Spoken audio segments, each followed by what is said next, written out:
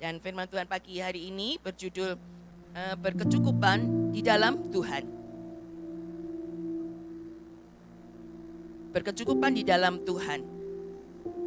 Yang dimaksud berkecukupan adalah berkecukupan di dalam Tuhan, yang dimaksud adalah mengalami kehidupan yang lengkap, utuh, tidak berkekurangan dan tercukupi.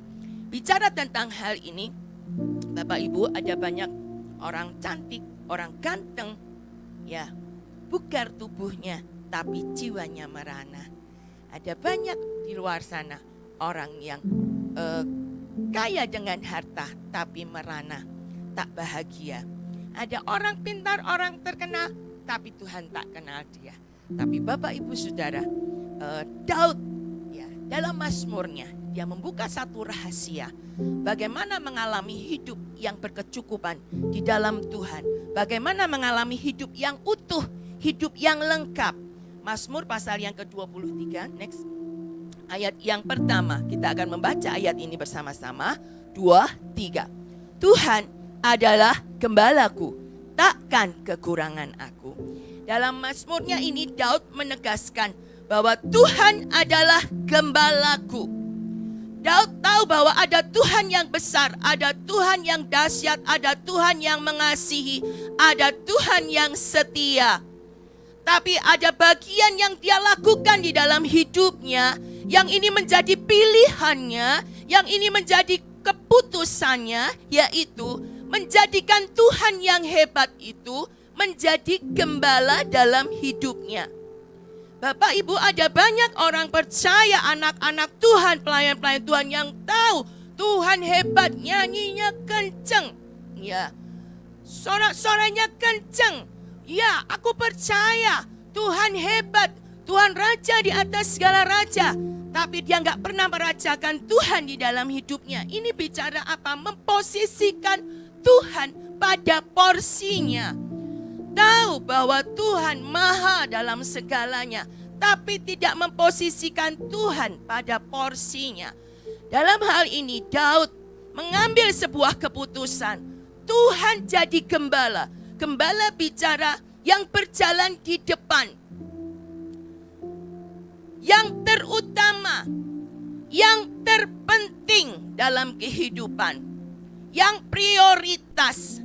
Bapak Ibu, berapa banyak di antara kita yang sudah dan belum melakukan ini? Mari kita ini menjadi satu renungan pagi hari ini, bahwa ya, kita boleh memegahkan Tuhan, tapi pastikan yang lebih daripada itu, memposisikan Tuhan, merajakan Tuhan dalam hidup kita. Amin Bapak Ibu.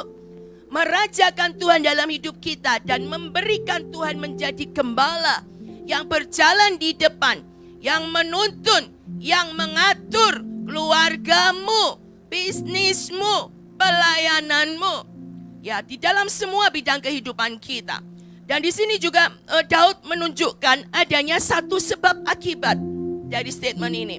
Tuhan adalah gembalaku, takkan kekurangan aku. Ya, saat Tuhan jadi gembalaku, aku tidak akan kekurangan. Ini bicara satu titik.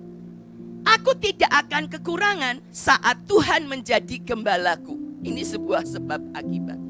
Daud tahu rahasia ini, dan itu yang dia pegang dan yang dia alami dan yang dia hidupi. Next. Ya. Di ayat berikutnya di Mazmur 23 ini, dia berkata bahwa, mari kita baca ayat ini bersama-sama. 2, 3. Ia membaringkan aku di padang yang berumput hijau. Ia membimbing aku ke air yang tenang. Ia menyegarkan jiwaku. Ia menuntun aku di jalan yang benar oleh karena namanya. Daud yakin akan kapasitas Tuhan. Ya, dia membaringkan aku di padang yang berumput hijau, ke air yang tenang. Ini bicara apa? Bicara kebutuhan hidup, kebutuhan fisik, kebutuhan jasmani. Tuhan urus. Dan tidak hanya itu, ia menyegarkan jiwa. Tubuh diurus, jiwa juga disegarkan oleh Tuhan. Amin Bapak Ibu. Tuhan itu penyedia yang sempurna. Dia punya persediaan yang sempurna buat kita umatnya. Amin Bapak Ibu. Dan ini yang harus kita alami. Ya, next. Ayat yang berikutnya, Mazmur 23 ayat yang ke-6, kita baca ayat ini bersama-sama. 2, 3. Kebajikan dan kemurahan belaka akan mengikuti aku seumur hidupku, dan aku akan diam dalam rumah Tuhan sepanjang masa. Kebajikan dan kemurahan, kemurahan dan kemudahan belaka. Kalau bicara belaka ini, ya cuman itu. Yang baik-baik yang Tuhan akan kerjakan itu mengikuti. Dan di sini dikatakan seumur hidup. Seumur hidup, ucapkan 2, 3. Seumur hidup. Tidak hanya masa muda saja, tidak hanya di masa produktif saja, tapi seumur hidup sampai hembus nafas yang terakhir. Kebajikan kemurahan Tuhan akan mengikuti Daud dan orang-orang yang mengasihi Tuhan. Amin. Dan di sini juga dijelaskan. Jadi saya merenungkan bahwa Mazmur 23 ini bicara tentang satu kehidupan yang lengkap, satu kehidupan yang utuh, ya terberkati secara utuh dan lengkap. Ya, rahasianya ada di sini. Dan di sini dikatakan di ayat yang ke-6, dan aku akan diam dalam rumah Tuhan sepanjang masa. Ini sebetulnya menunjukkan gairah akan apa? Gairah akan Tuhan. Jadi gairah hidup tubuh segar iya, jiwanya segar iya, rohnya juga segar, bergairah dengan Tuhan. Sepanjang masa akan diam di dalam rumah Tuhan. Berapa banyak orang-orang yang terberkati, orang sukses tapi nggak punya gairah dengan Tuhan. Nah, tapi di sini rahasia di sini bahwa diberkati di dunia, diberkati di akhirat. Amin Bapak Ibu. Jasmani, rohani, semua hidup, tubuh, jiwa, roh terpelihara dengan sempurna. Berapa banyak yang rindu mengalami tubuh, jiwa, roh terpelihara sempurna? Iya, Tuhan akan lakukan itu lebih lagi buat saya dan buat kita semua. Ya. Berikutnya. Nah, Yesus sendiri bicara hidup yang terberkati tubuh, jiwa, roh. Yesus sendiri berkata, ya, aku datang supaya mereka mempunyai hidup dan mempunyainya dalam segala kelimpahan. Itu loh yang porsi Tuhan sediakan buat kita. Ya. Dan berikutnya Yohanes 10 ayat yang ke-11. Next. Yesus berkata, aku gembala yang baik. Gembala yang baik memberikan nyawanya bagi domba-dombanya. Urusan tubuh, jiwa, roh Tuhan sediakan itu. Dan gak hanya itu, bahkan nyawanya sendiri saja diberikan. Yesus adalah gembala sejati. Sudah gak ada tandingannya lagi. Ya, Daud punya orang tua. Tapi ada yang lebih dari orang tua, yaitu Tuhan. Dia menjadikan Tuhan sebagai gembalanya. Dan Yesus sendiri sudah memberikan nyawanya. Kalau nyawa saja diberikan, apalagi toh yang lain-lain yang kita perlukan, Tuhan akan berikan. Amin. Kalau istilahnya minta mobil saja dikasih. Aduh, cuman minta apa ya? Minta mobil saja dikasih. Cuman minta sebuah baju. Masa enggak dikasih? Cuman minta sepiring bakmi goreng. Masa enggak dikasih? Tuhan akan lakukan itu. Tuhan sediakan itu buat kita. Ya. Ada seseorang yang rindu pergi rindu mengikuti perjalanan yang jauh dengan kapal persiar yang mewah. Ya, dia nabung sampai berbulan-bulan, bahkan mungkin juga sampai bertahun-tahun untuk bisa mengikuti perjalanan mewah melintasi dua benua Amerika dan benua Eropa selama 3 minggu. Dan singkat ceritanya dia berhasil membeli tiket itu untuk dia pergi, dia siapkan kopernya dan dia penuhi itu koper dengan semua makanan yang dia siapkan, makanan-makanan kering, biskuit dia sediakan itu di kopernya untuk bekal dia. Nah, pada hari pertama perjalanan sangat menyenangkan dan pada jam makan Orang-orang pada masuk ke ruang makan dan mereka menikmati makanan yang begitu mewah.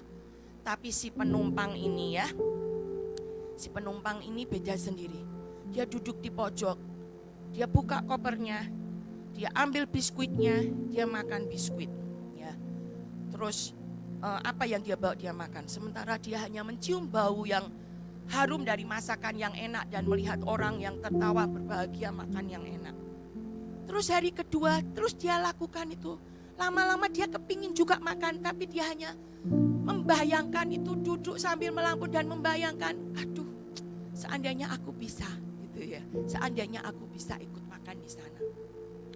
Dan menjelang perjalanan yang terakhir, ada orang yang memperhatikan dia terus dan bertanya kepadanya,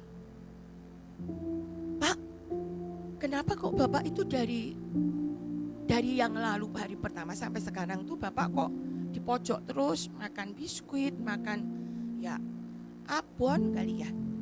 Kenapa Bapak nggak ikut makan? Saya nggak punya uang buat beli itu makanan.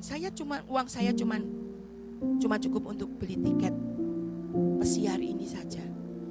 Walah Pak, bukankah tiketnya ini sebetulnya sudah include, sudah termasuk dengan itu biaya makannya Bapak? Yang benar Pak, kita semua bayar sekian, bayar Bapak sekian sama. Walah, ya si penumpang yang malang ini menyesal dengan begitu rupa. Nah Bapak Ibu, sebagai orang-orang percaya, sering kita punya mindset yang keliru, hidupnya malang. Padahal sebetulnya sejak kita mengikut Yesus, kita sudah Tuhan sediakan porsi. Sejak kita percaya Yesus, kita punya hak untuk hidup bersama dengan Yesus, mengalami Yesus setiap hari, berkat, kemurahan, kebaikan yang Tuhan sediakan dalam hidup kita. Pastikan kita sebagai orang percaya, tidak hanya percaya, tiket percaya itu Tuhan sudah sediakan juga untuk kita ngalamin berkat dan kemurahan Tuhan. Amin. Berikutnya yang kedua, ya, ngalami hidup berkecukupan. Jadikan Tuhan gembalamu, takkan kekurangan engkau dan saya. Yang kedua, mengenal Tuhan. Ucapkan bersama 2, 3, mengenal Tuhan. Yohanes 10 ayat 14 kita baca bersama ayat ini. 2, 3, akulah gembala yang baik dan aku mengenal domba-dombaku dan domba-dombaku mengenal aku. Ya. Bicara tentang Tuhan sebagai gembala mengenal kita. Bicara tentang Tuhan mengenal kita sebagai domba-dombanya. Ya, next. Bapak Ibu, kita mungkin perlu merenungkan ini, bahwa siapa toh orang yang paling kenal kita dalam hidup kita itu sebetulnya siapa?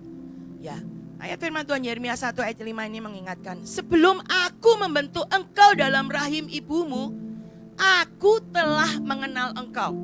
Jadi sebelum Tuhan membentuk kita di rahim mamah kita belum ada nih. Tuhan itu sudah mengenal kita. Luar biasa. Jadi Tuhan adalah orang pertama dan yang seterusnya paling mengenal kita. Amin. Tuhan yang mengenal kita lebih dari kita mengenal diri kita sendiri. Tuhan mengenal diri Anda lebih dari istri atau suami Anda atau orang yang paling mengasihi Anda sekalipun. Lah kalau Tuhan itu yang paling kenal saya, Tuhan yang paling tahu apa yang paling baik buat saya. Tuhan yang paling tahu apa yang paling baik buat Bapak Ibu Saudara. Amin. Nah, tidak hanya itu Bapak Ibu. Next. Ya. Firman Tuhan ini luar biasa ya. Membukakan rahasia-rahasia untuk kita ngalamin kehidupan yang indah. Matius 10 ayat 30. Dan kamu, rambut kepalamu pun terhitung semuanya. Wah, Bapak Ibu percaya nggak ini? Bapak Ibu tahu berapa jumlah rambutnya? Atau Pak Wito pernah menghitung rambutnya Bu Eti saking sayangnya? Atau ya ini mumpung libur panjang, tak ngitung rambutmu ya. Bapak Ibu, Tuhan itu ini maksudnya apa? Tuhan itu tahu sampai detail-detailnya kita. Dan akan urus sampai detail-detailnya kita. Amin. Waduh, indah sekali ya kalau kita tahu tentang rahasia ini. Next. Oleh sebab itu kalau kita punya Tuhan yang maha tahu, yang paling kenal kita. Ya. Hosea 6 ayat 3 mengatakan, marilah kita mengenal dan berusaha sungguh-sungguh mengenal Tuhan. Ia pasti muncul seperti fajar. Ia akan datang kepada kita seperti hujan yang pada akhir musim yang mengairi bumi.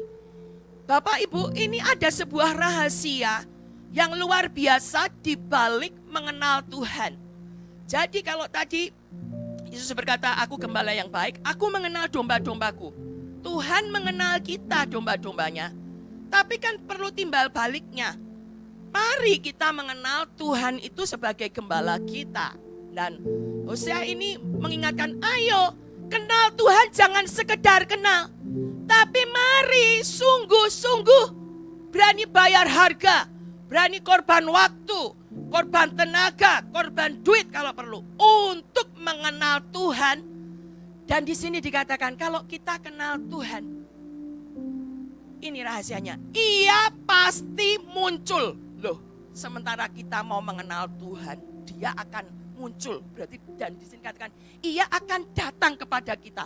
Saat kita punya kerinduan dan kehausan akan Tuhan, rindu mengenal, ya, dia itu akan datang kepada kita. Loh, kalau Tuhan itu datang dalam hidup kita, Tuhan datang dalam keluarga kita, Tuhan datang dalam bisnis kita, apa yang akan terjadi? Luar biasa. Amin, Bapak Ibu. Ya, dia akan seperti hujan pada akhir musim yang mengairi bumi. Nah, gairah ini yang dimiliki oleh Daud. Ya, setiap pagi dia mencari Tuhan. Dia membawa korban persembahan kepada Tuhan. Dia mencintai Tuhan lewat firman Tuhan. Ya, next. Apa yang mesti kita lakukan untuk kita mengenal Tuhan? Ya, ayo bergaul dengan Tuhan. Ada waktu yang kita investasikan untuk kita mengenal Tuhan. Tidak ada, ya tidak bisa ditawar ya menurut saya ini. Untuk kita bisa mengenal Tuhan, salah satunya dengan memberi waktu kita untuk ngobrol dengan Tuhan, berbicara dengan Tuhan, dan mendengar Tuhan berbicara kepada kita lewat firman-Nya. Ya, Mazmur pasal yang pertama dikatakan, Mazmur pasal yang pertama, kedua, ketiga, berbahagialah orang yang merenungkan Taurat Tuhan siang dan malam. Ia seperti pohon yang ditanam di tepi aliran air yang menghasilkan buahnya pada musimnya dan yang tidak layu daunnya, apa saja yang diperbuatnya berhasil. Bapak Ibu, mungkin kita berpikir, apa toh kaitannya mengenal Tuhan dengan hidup berkecukupan itu apa? Ya, tapi di sini ya Mazmur menjelaskan bahwa orang yang merenungkan kesukaannya adalah Taurat Tuhan dan merenungkan Taurat itu siang dan malam, ia seperti pohon yang ditanam di tepi aliran air. Orang yang suka Tuhan lewat firman-Nya, menyukai firman Tuhan, hidupnya itu seperti pohon yang ditanam di tepi aliran air. Kalau pohon ditanam di tepi aliran air, segar atau layu Bapak Ibu? Segar. Apa yang diperlukan akan tercukupi. Asupan-asupan yang diperlukan itu akan tercukupi. Dan tidak hanya berkecukupan, tapi hidupnya itu menghasilkan buah. Menghasilkan buah pada musimnya. Orang yang berkecukupan di dalam Tuhan akan menghasilkan buah yang membawa hormat kemuliaan Tuhan dan bisa dinikmati oleh sesama. Tidak layu daunnya, apa saja yang diperbuatnya berhasil. Jadi ini kalau kita tahu rahasia, ini rahasia yang luar biasa firman Tuhan ini. Ada banyak orang mencari dengan segala caranya menurut cara-cara orang dunia, padahal Tuhan kasih rahasia. Ya, cintai firman Tuhan. Ya, manusia tidak hanya hidup dari roti saja, tapi dari setiap firman yang keluar dari mulut Allah. Ini bicara apa Bapak Ibu? Manusia tidak hanya butuh makanan jasmani, tapi untuk rohnya segar, rohnya kuat. Butuh firman Tuhan, perkataan Tuhan. Perkataan Tuhan itu ada di mana? Di dalam firman Tuhan. Hasil dari orang yang mengenal Tuhan adalah Daniel 11 ayat yang ke-32. Kita baca bersama ayat ini. 2, 3. Umat yang mengenal Allahnya akan tetap kuat dan akan bertindak. Umat yang mengenal Allah, mengenal Tuhan, bergaul dengan Tuhan, mencintai firman Tuhan, tahu hatinya Tuhan, tahu pikirannya Tuhan lewat mana? Lewat firman Tuhan. Dia akan tetap kuat, ucapan sama 2, 3, tetap kuat dan akan bertindak. Jadi nggak cukup hanya tubuh besar bugar, tapi yang diperlukan adalah hati teguh. Hati teguh, ucapan 2, 3, hati teguh. Bapak Ibu, Daud ngalamin ini. Dia cinta Tuhan. Dia mengenal Tuhan, ya. Dia bergaul dengan Tuhan dalam jam doanya, dalam renungan firman Tuhan. Itu membuat dia strong, rohnya kuat. Sehingga pada saat dia menghadapi musuh, ya ini yang membedakan Saul dengan Daud. Apa yang membedakan Saul dengan Daud? Ya, ini salah satunya adalah di titik ini, bagaimana mereka mengenal Tuhan. Saul dan bangsa Israel ketakutan waktu mereka melihat dan diintimidasi, diancam oleh Goliat. Kan ngacir semua, takut diintimidasi terus setiap hari. Tapi waktu Daud mendengar, Daud itu kan cuma datang untuk memberi bekal makanan kepada kakaknya dan dia mendengar itu. Tapi dia responnya beda, berani. Nah ini loh Bapak Ibu, bicara berkecukupan di dalam Tuhan itu tidak hanya materi, tidak hanya harta. Tapi sebuah keberanian. Ini karena apa? Percaya, karena kenal. Ada pepatah tak kenal tak sayang, tak kenal tak percaya. Jadi karena kenal, percaya dia. Ya, dia tetap kuat dan dia akan bertindak. Siapa yang menghadapi Goliat itu? Daud yang kecil itu. Tapi dia tidak hanya muda di usia, tapi dia punya roh yang kuat. Dan dia yang bertindak untuk mengalahkan Goliat. Ya, next. Dan Mazmur 23 di ayat yang tadi juga dia menjelaskan, sekalipun aku berjalan dalam lembah kekelaman, aku tidak takut bahaya, sebab engkau besertaku, gadamu dan tongkatmu itulah yang menghibur aku. Ini yang sudah Daud buktikan juga, sekalipun aku dalam lembah kelam, aku tidak takut bahaya. Ada Goliat mengancam, aku tidak takut bahaya. Apa yang dia yakini? Apa yang membuat dia berani? Sebab engkau besertaku. Ini loh Bapak Ibu, pengenalan akan Tuhan itu akan menghasilkan hal-hal yang luar biasa dalam kehidupan kita. Sehingga hidup ini menjadi berkualitas. Bukan karena makanan bergizi saja, tapi roh ini betul-betul dibikin kuat. Karena ada makanan firman yang masuk setiap hari. Ada pergaulan yang kuat dengan Tuhan. Dan ini yang sudah Daud juga buktikan bahwa dia percaya Tuhan beserta, dia tidak takut kepada bahaya. Ya, next. Bicara tentang mengenal Tuhan Bapak Ibu, mengenal Tuhan itu adalah kebahagiaan manusia. Ini sebuah perikop, saya ambil judulnya. Mengenal Allah adalah kebahagiaan manusia. Ucapan bersama, 2, 3. Mengenal Allah adalah kebahagiaan manusia. Ya. Jadi kebahagiaan kita itu ada di dalam Tuhan, dan mari kita kenal Tuhan dan kenal Tuhan. Firman Tuhan berkata demikian. Inilah firman Tuhan. Janganlah orang bijaksana bermegah karena kebijaksanaannya. Janganlah orang kuat bermegah karena kekuatannya. Janganlah orang kaya bermegah karena kekayaannya. Bapak Ibu, bukankah itu yang menjadi kebanggaan kita kan sebagai manusia? Bijaksana masa enggak bangga? Kuat masa enggak bangga? Kaya masa enggak bangga? Tapi firman Tuhan katakan jangan bermegah karena semua itu. Next. Tetapi siapa yang mau bermegah, baiklah ia bermegah karena yang berikut. Bahwa ia memahami dan mengenal aku. Bahwa akulah Tuhan yang menunjukkan kasih setia, keadilan dan kebenaran di bumi. Sungguh semuanya itu kusukai. Demikianlah firman Tuhan. Bapak Ibu, ada satu perkara yang lebih berharga dari kepandaian, dari kekayaan, dari kebijaksanaan. Apa itu? Pengenalan akan Tuhan. Ya, itu satu hal yang patut untuk dibanggakan. Pahami bahwa ada Tuhan yang menunjukkan kasih setia dan keadilan dan kebenaran di bumi ini. Amin Bapak Ibu. Mari kita kenal Tuhan lebih lagi. Next.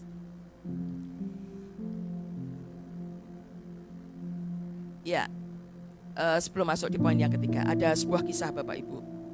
Ada seorang anak yang lahir sakit polio dan kemudian cacat begitu ya, sakit polio, dan ibunya ini meninggalkan anak ini di rumah sakit. Dan kemudian rumah sakit ini mengurus anak ini, dan kemudian umur 3 tahun anak ini dimasukkan ke panti asuhan. Tapi di panti asuhan itu, waktu panti asuhan akan direhab, anak ini dikembalikan ke orang tuanya. Dan oleh orang tuanya diperlakukan dengan tidak manusiawi karena polionya itu, ya. Dan beberapa saat kemudian anak ini dikembalikan lagi oleh orang tuanya ke panti asuhan. Dan pada umur 14 tahun anak ini diadopsi oleh seorang peserta dari sebuah klub begitu ya. Diadopsi dan kemudian dia dioperasikan, dia ditolong tuh karena kakinya itu melengkung sekali, jadi seperti busur panah begitu ya. Dan anak ini disekolahkan sampai kuliah, dan singkat ceritanya anak ini menjadi orang yang berhasil. Dia adalah John Su, ya, seorang arsitek yang terkenal. Bapak Ibu, dibuang oleh orang tuanya, tapi Tuhan tidak pernah membuang. Ada Tuhan yang peduli. Bapak Ibu, saat kita kenal Tuhan sebagai Tuhan yang peduli dalam hidup kita, kita akan mengalami terus kasih setia Tuhan. Dan poin yang ketiga, bergantung kepada Tuhan. Ya, Yeskiel 34 ayat yang ke-31, kamu adalah domba-dombaku, domba gembalaanku, dan aku adalah Allahmu, demikianlah firman Tuhan. Bapak Ibu, Tuhan menjelaskan, jadi ada di beberapa kitab Tuhan itu menjelaskan bahwa aku gembala, kamu domba. Di kitab Yeskiel ini juga Tuhan menjelaskan, kamu adalah domba-dombaku, domba gembalaanku, dan aku adalah Allahmu. Demikianlah firman Tuhan. Saya merenungkan kenapa toh kok Tuhan itu enggak bilang kamu adalah kucing-kucingku, atau kamu adalah monyet-monyetku misalnya. Kenapa kok Tuhan enggak pakai itu? Tapi ternyata kenapa Tuhan pakai, kok pilihnya domba? Ya, Bapak Ibu, kalau dicermati, domba ini adalah binatang yang sangat lemah. Domba itu tidak punya taring, domba enggak punya tanduk, domba tidak punya cakar, domba tidak punya racun untuk mengamankan tubuhnya untuk melawan musuhnya. Nah, domba itu hidupnya sangat bergantung kepada gembalanya. Dia nggak bisa cari makan sendiri. Dia perlu gembala yang menuntun. Domba adalah binatang yang gampang tersesat. Jadi dia harus berjalan secara beriringan. Harus berjalan beriringan. Dia harus bergerombol untuk menghindari dari musuh. Jadi betapa lemahnya seekor domba itu, dan dia sangat butuh gembala. Dan firman Tuhan kata, kamu adalah domba-dombaku, kamu domba gembalaanku. Ini bicara apa Bapak Ibu? Kebergantungan. Survive-nya seorang domba akan tergantung dari bagaimana dia bergantung kepada gembala. Orang percaya, anak-anak Tuhan, betapa kita perlu bergantung terus kepada Tuhan dalam hidup kita. Daud itu bergantung sama Tuhan sampai luar biasa ya. Waktu orang Filistin menyerang dia di Kehila, ya, Daud, apa yang dilakukan oleh Daud? Daud bertanya sama Tuhan, Tuhan, aku perlu maju enggak ini, gitu kan? Dan kemudian Tuhan menjawab, maju, kamu akan mengalahkan Kehila. Tapi orang-orang di sekitarnya Daud itu berkata, loh, wong kita aja di sini aja ketakutan, kok kita mau ke sana, itu kan gimana? Ya, Bapak Ibu, sementara ada yang menyanggah, Daud itu tanya lagi sama Tuhan, ya, Tuhan, gimana? Apakah aku harus menghadap ke sana, melawan ke Kehila? Iya, kamu berangkat, kalahkan Kehila. Bapak Ibu, tanya sama Tuhan. Ada yang nyanggah, konfirmasi lagi dengan Tuhan. Betapa untuk melangkah, untuk sebuah langkah, Daud itu selalu menyertakan Tuhan. Bergantung terus kepada Tuhan. Gak mau salah arah, gak mau salah langkah. Bapak Ibu, ini loh, kalau kita mau ngalamin hidup berkecukupan di dalam Tuhan, ngalamin terus yang baik, terhindar dari yang gak perlu, ya yang tidak perlu. Bapak Ibu, libatkan Tuhan dalam hidup kita. Mau cari jodoh, mau cari menantu, mau mengembangkan usaha untuk pelayanan, untuk masalah pergumulan, ayo bergantung kepada Tuhan. Dia membuka tangannya terulur buat kita semua untuk menolong, karena memang Dia gembala dan kita domba. Saat kita angkat tangan, Tuhan akan turun tangan. Amin Bapak Ibu. Ya, indah sekali. Next. Ya. Nah, diberkatilah orang yang mengandalkan Tuhan dan menaruh harapannya pada Tuhan. Untuk berkecukupan, ini ada rahasianya. Andalkan Tuhan, engkau akan diberkati. Ya. Taruh harapmu pada Tuhan, karena memang Dia gembala kita. Dia tahu yang terbaik, Dia tahu yang paling sempurna. Ya. Seperti sebuah pensil ini, ya. Pensil ini, fungsi dari sebuah pensil ini adalah pada saat dia memberi dirinya untuk digenggam, ya.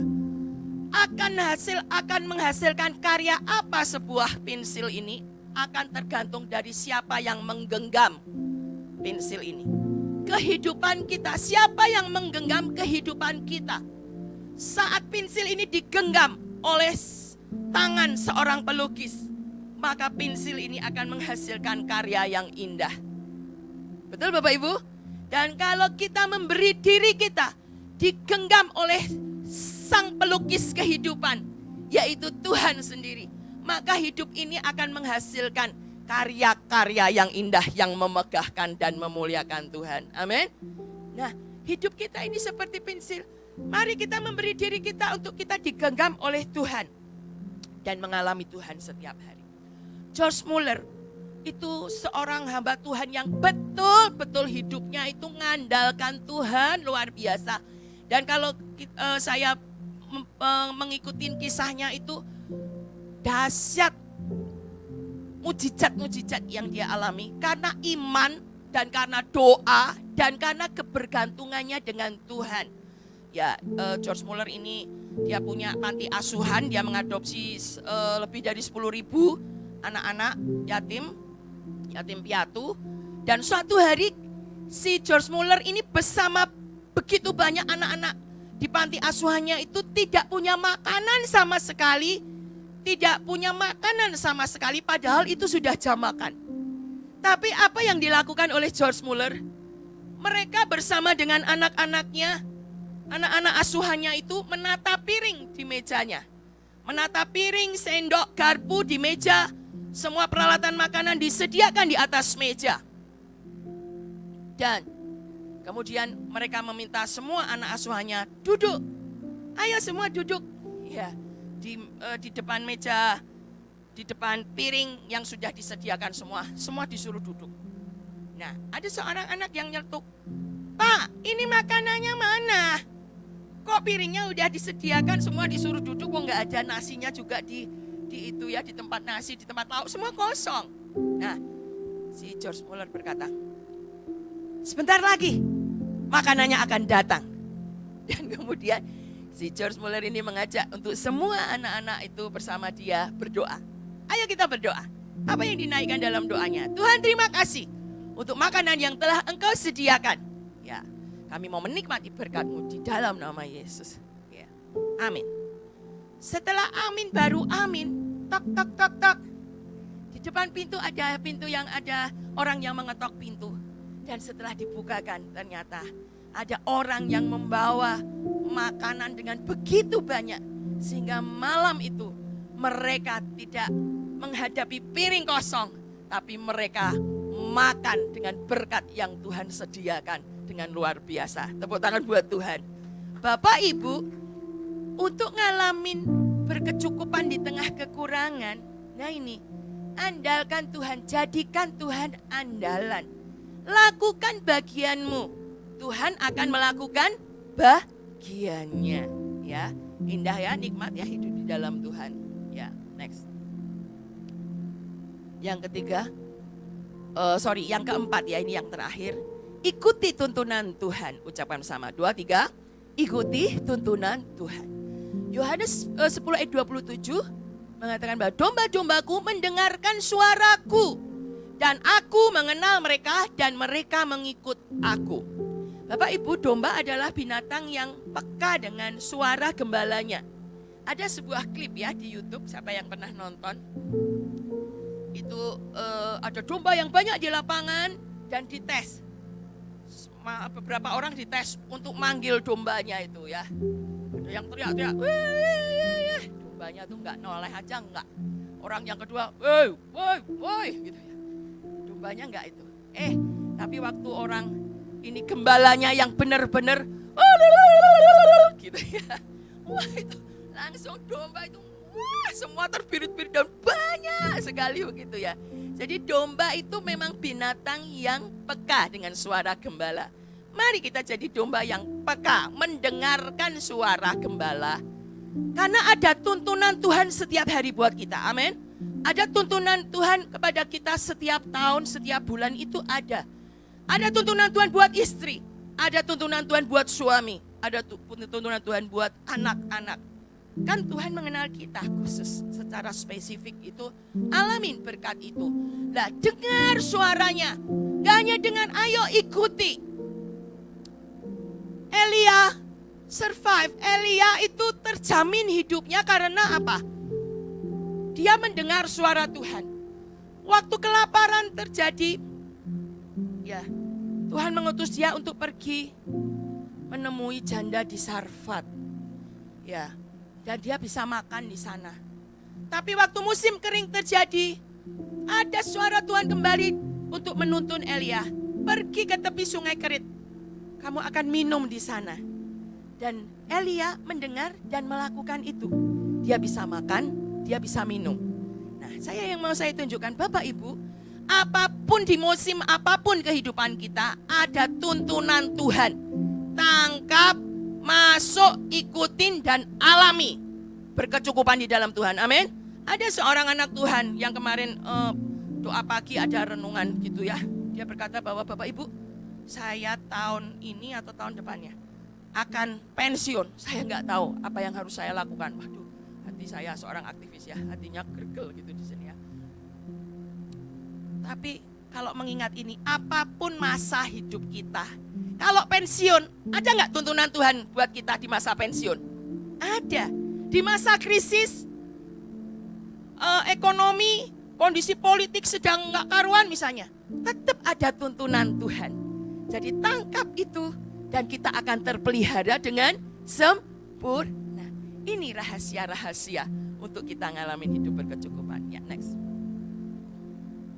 Ia menuntun aku di jalan yang benar oleh karena namanya. Jalan yang benar. Ada jalan yang benar. Ada jodoh yang paling benar, yang paling tepat. Bisnis yang paling tepat, peluang yang paling tepat, Tuhan itu akan menuntun. Pada saat kita mendengar dan mengikuti itu efektif. Jadi maaf kata ini misalnya tentang jodoh. Jadi gak harus putus nyambung, ganti gitu ya. Tapi mungkin akan bisa efektif dan efisien. Kerja bisnis ini nggak berhasil, ganti lagi. Ya memang walaupun mungkin itu dengan seperti itu juga membangun sebuah ketekunan. Kadang Tuhan izinkan, tapi bersama Tuhan, firman Tuhan katakan, ia menuntun aku di jalan yang benar. Perang dengan cara yang benar, dengan cara Tuhan. Tidak strategi kita, tapi strategi Tuhan. Sekali langsung menang. Tuhan yang bertindak. Bapak Ibu alami kehidupan ini bersama dengan Tuhan. Next. Ya, dikit. Lanjut. Percayalah kepada Tuhan dengan segenap hatimu, jangan bersandar pada pengertianmu sendiri. Ya. Lot sudah diingatkan sama Tuhan untuk segera pergi dari Sodom dan Gomora bersama keluarganya. Dia berlambat-lambat tapi ditarik oleh malaikat Tuhan. Dan dikasih peringatan, jangan menoleh ke belakang. Kamu terus lari, keluar, lari. Lot berhasil, tapi istrinya tidak berhasil. Istrinya mengikuti dia, tapi dia menoleh ke belakang. Dan istrinya menjadi tiang garam. Bapak Ibu, Nuh, ada tuntunan Tuhan. Dia ikutin. Dia bersama keluarganya membangun kapal ya dan selamat dari air bah. Nuh dan Lot berbeda dalam mengikuti tuntunan Tuhan. Lotnya selamat tapi istrinya jadi tiang garam. Bapak Ibu, ini bicara apa? Mari kita sebagai suami, sebagai pemimpin, bawa seluruh anggota keluarga kita untuk dengar Tuhan dan menuntun. Sehingga tidak hanya ayah atau suami yang selamat, istrinya nggak selamat. Atau orang tua selamat, anaknya nggak selamat. Ya, mari kita mengalami Tuhan. Next. Lanjut. Sebab dialah Allah kita dan kitalah umat gembalaannya dan kawanan domba tuntunan tangannya. Pada hari ini sekiranya kamu mendengar suaranya. Saya tutup dengan ini Bapak Ibu. Kita umat gembalaan dan kawanan domba tuntunan tangannya. Kapan kita menjadi domba tuntunan Tuhan itu kapan? Sekiranya kamu mendengar suaranya. Pada saat kita mendengar suara Tuhan. Pada saat kita mengikuti suara Tuhan. Pada saat itu kita menjadi domba tuntunan Tuhan. Dan kita tidak akan kekurangan sesuatu pun dalam hidup kita. Kita akan nonton sebuah klip ya Bapak Ibu di akhir renungan ini. Bisa ditayangkan klip ini tentang seorang anak Tuhan dengan profesinya sebagai pilot sebuah pesawat. Dia dengar tuntunan Tuhan, dia punya kepekaan, dia punya gaya hidup. Berdoa dan bergaul dengan Tuhan, dia dengar suara Tuhan. Dan dengan kepekaannya itu dia ikuti suara Tuhan. Dan yang terjadi adalah dia berhasil selamat dari malapetaka, dari bencana maut yang terjadi di Palu yang lalu. Tepuk tangan buat Tuhan kita. Apapun masanya ada tuntunan Tuhan yang sangat akurat buat kita. Tapi campur tangan Tuhan saja tidak cukup. Kita mesti respon, dengar dan ikuti. Hanya spare 1 detik. Ini pesawat selamat dari bencana. Mari kita datang kepada Tuhan.